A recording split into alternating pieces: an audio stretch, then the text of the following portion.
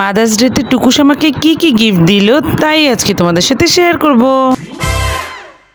মা, আমি চালানে যাবো। কেন? আজকে না মা দিবস, তোমার জন্য কিনতে যাবো। তাই বাবা, সত্যি? তোমার কাছে কি টাকা আছে? তুমি কিভাবে কিনবে? হ্যাঁ, আমি তার মা দিবসের জন্য আগে থেকেই টাকা জমিয়ে রেখেছি। থাক বাবা, বাদ দো, আজকে বাইরে অনেক রোদ, কেনা লাগবে না, থাক বাবা। না, আমি আজকে কিনবো, আজকে মাদার্স ডে। চলো তাড়াতাড়ি চলো। মা, তোমাকে ড্রেসগুলো কিনে দিই, ড্রেসগুলো কি সুন্দর। না বাবা, ড্রেসগুলোর অনেক প্রাইস বাবা, তুমি আমাকে ক্যান্ডেল কিনে দাও, ক্যান্ডেলের প্রাইসই কম হবে। তা অবশ্য ঠিক, আমার কাছে তো অল্প কতগুলো টাকা, এগুলো দিয়ে তো আসলে ক্যান্ডেলই আসবে। ক্যান্ডেলগুলো কি সুন্দর, একটু প্রাইসগুলো দেখি তো।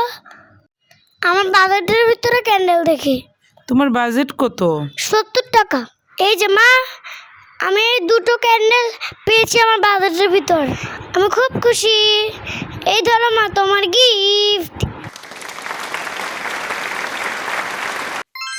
চলো আড়ঙে যাবো। না, আজকে আড়ঙে যেতে হবে তো। কেন আগে যাবো?